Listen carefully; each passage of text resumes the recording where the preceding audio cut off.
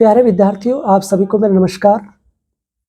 योग ए way of life जो पुस्तक है, उसके अंदर जो तीसरा चैप्टर है, तीसरा अध्याय है, उसमें श्रीमद् भगवत गीता का वर्णन मिलता है।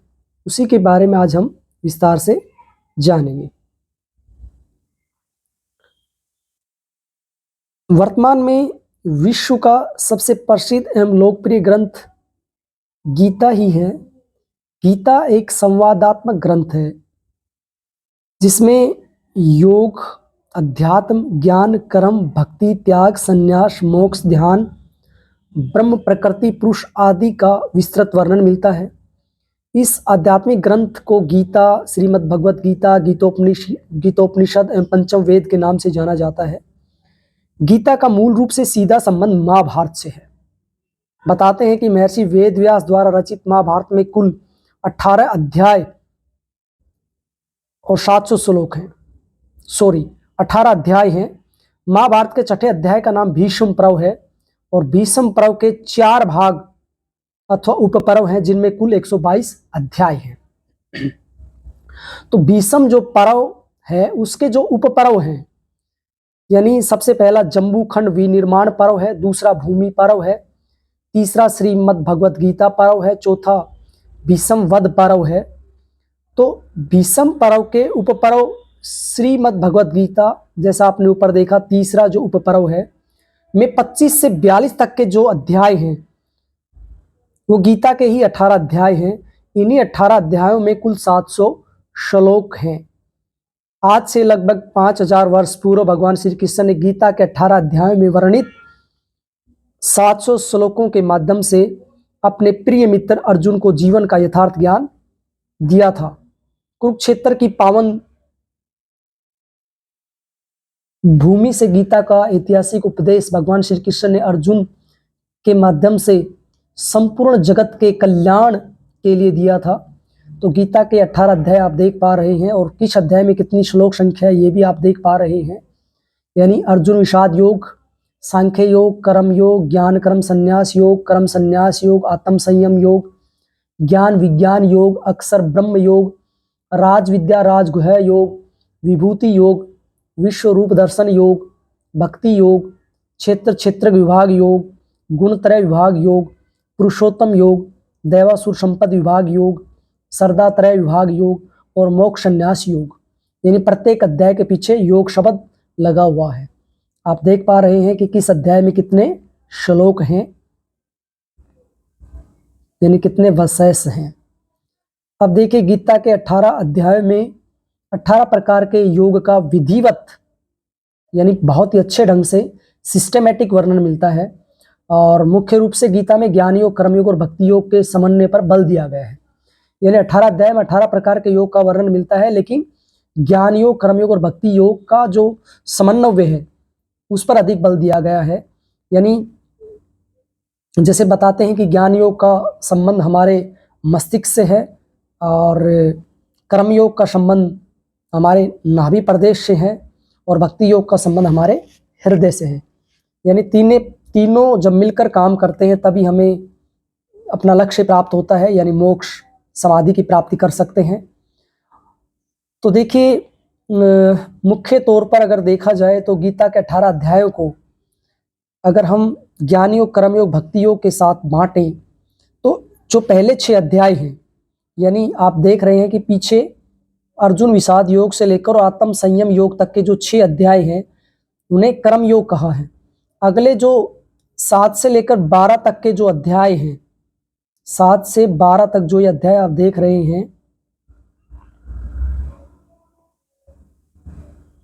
ज्ञान विज्ञान योग से लेकर और भक्ति योग तक,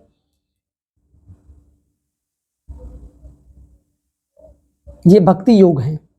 और अंतिम जो 13 से 18 तक के जो अध्याय हैं, क्षेत्र क्षेत्र विभाग योग से लेकर मोक्ष संन्यास योग तक, ये ज्ञान योग हैं। तो गीता योग एवं अध्यात्म का बहुत ही महत्वपूर्ण ग्रंथ है और गीता एक संपूर्ण जीवन दर्शन है।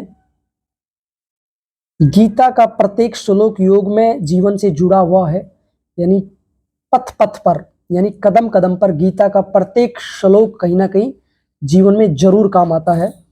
और कहते हैं कि योग का जो पठन पाठन है वो गीता के बिना अधूरा ही रहता है। गीता में योग, योग इन गीता।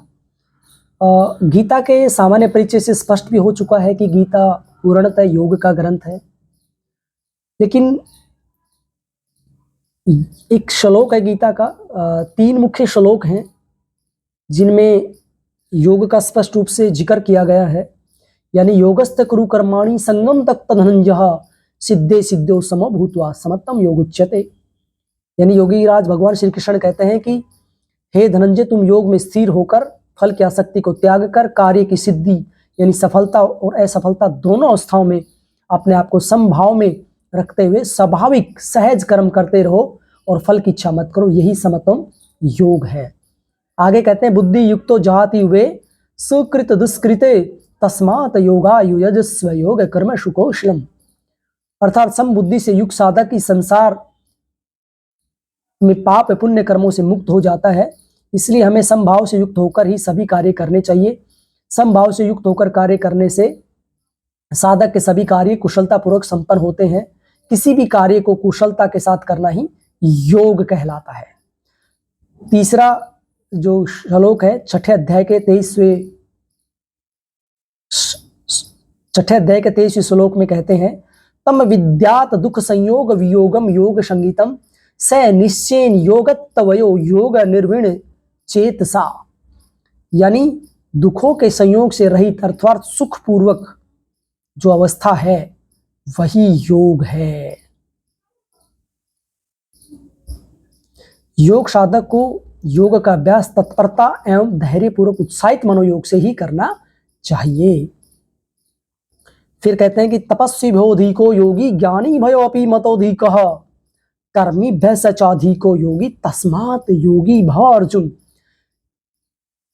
हे अर्जुन, योगी का स्थान तपस्वियों से, ज्ञानियों से तथा कर्म कांड करने वालों से श्रेष्ठ होता है, उनसे बढ़कर होता है। अतः हे अर्जुन, तुम समग्र रूप से योगी बन जाओ। तो और अंत में कहते हैं योगी नाम अपि सर्वेशा मदते नांतरात्माना सरदावान भस्ते यो माम स मे युक्ततमो मतः। समस्त योगियों में जो योगी मुझे अपनी आत्मा में धारण करते हैं और जो श्रद्धा पूर्वक मेरा भजन करते हैं, मेरे मत अनुसार वो परम श्रेष्ठ योगी है, ऐसा भगवान श्री कृष्ण कहते हैं। गीता में क्रम योग यानी हम जान चुके हैं, जो शुरू के जो 6 अध्याय हैं उनमें क्रम का जिक्र किया गया है और कहा भी गया है कि कर्मण्येवाधिकारस्ते मा फलेषु कदाचन मा कर्म फल हेतुर्भूर्मा संगोऽस्तु कर्मणि। यानी गीता के दूसरे अध्याय के 47 श्लोक में कहते हैं कि मनुष्य को कर्म करने का अधिकार है, लेकिन कर्म के फल पर मनुष्य का कोई अधिकार नहीं है। इसलिए न तो कभी कर्मण्यता का भाव रखना चाहिए और न ही कभी फल की इच्छा रखनी चाहिए। जो मनुष्य इंद्रियों पर पूर्ण नियंत्रण करके अपनी कर्मेंद्रिय द्वारा निष्काम भाव से कर्म करते हैं, वो मनुष्य आनंद स्वरूप व शांति रूप परमात्मा को प्राप्त हो जाते हैं। कर्म के 3 प्रकार गीता में बताए गए हैं, यानी कर्म एक्शन, अक्रम इनएक्शन, विक्रम फॉरबिडन एक्शन। यानी कर्म जो कर्तव्य कर्म है जो हम सबको करने ही चाहिए, अक्रम यानी कर्म का उसमें अभाव रहता है, और विक्रम यानी निकृष्ट कर्म यानी पाप कर्म। तो जो अक्रम है वो योगियों के कर्म है, निष्काम कर्म है, और विक्रम जो कर्म है वो निकृष्ट कर्म है, बुरे कर्म है, दुष्ट और पापी लोगों के कर्म है। फिर गीता में भक्ति योग का बहुत ही अच्छे से वर्णन मिलता है। गीता के 7 से 12वें अध्याय तक हमने पीछे जाना था कि भक्ति प्रधान ये अध्याय है और जिसमें सैगुण और निर्गुण की चर्चा की गई है। तो आप ये देख पा रहे हैं। और फिर इसमें भक्त के प्रकार भी बताए हैं। चतुर्विद्या भजन्ते मा जना सुकृत अर्जुन आर्तो जिज्ञासुर्थार्थ ज्ञानी च भर्तर्षर् तेषां ज्ञानी नित्ययुक्त एव एक भक्तिर विशिष्यते प्रियो हि ज्ञानी नो अत्यर्थमः स च मम प्रियः। हे भरतवंशियों में श्रेष्ठ अर्जुन, 4 प्रकार के भक्त भगवान श्री कृष्ण का भजन करते हैं, आर्त, जिज्ञासु और अर्थार्थी और ज्ञानी। इस प्रकार 4 प्रकार के भक्तों में जो ज्ञानी भक्त निष्काम भाव से युक्त होकर अनन्य भाव से मेरी भक्ति करता है, वह भक्त अन्य सभी भक्तों से विशिष्ट है, प्रमुख है, विशेष है। ऐसे ज्ञानी भक्त को मैं अत्यंत प्रिय हूं और वह भी ज्ञानी भक्त मुझे भी अत्यंत प्रिय है, ऐसा भगवान श्री कृष्ण गीता में कहते हैं। तो भक्त की 4 प्रकार की, यानी जो डिवोटी जो हैं, सीकर्स जो हैं, उनकी 4 कैटेगरी बताई गई है, आर्त, जिज्ञासु, अर्थार्थी और ज्ञानी। आर्त भक्त वो होते हैं जो सांसारिक प्रतिकूलता और संकटों से दुखी होकर भगवान का भजन करते हैं। जिज्ञासु वो होते हैं जो जानने की इच्छा से भगवान को भजते हैं। और अर्थार्थी वो होते हैं किसी कामना पूर्ति के लिए, किसी लक्ष्य पूर्ति के लिए, धन की चाहत से या किसी भी तरह की प्राप्ति के लिए वो भक्ति करते हैं। और ज्ञानी भक्त वो होते हैं यानी जो निष्काम रूप से भगवान की भक्ति करते हैं। तो गीता में जो अंतिम 6 अध्याय हैं उनमें ज्ञानियों का वर्णन मिलता है और भगवान श्री कृष्ण कहते हैं, नहीं ज्ञानेन सदृशम पवित्रमी विद्यते तत् स्वयं योग संसिद्धि काले नात्मनि विन्दति।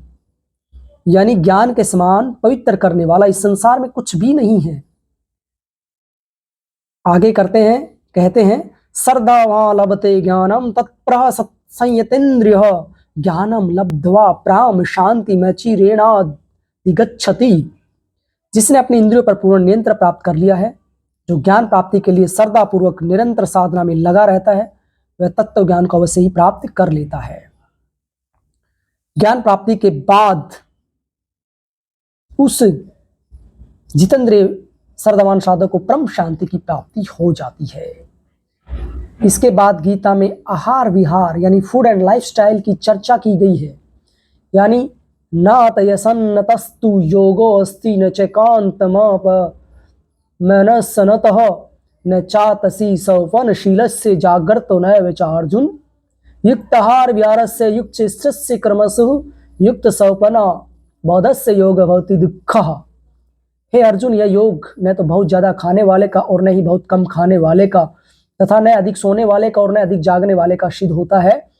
जो साधक उचित आहार विहार करता है, जो नियमित रूप से कर्म करता है, जिसका सोना व जागना नियमित है, केवल उसी अनुशासित साधक का दुखों का नाश करने वाला योग सिद्ध होता है।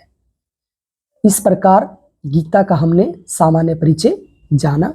आप सबका बहुत बहुत धन्यवाद।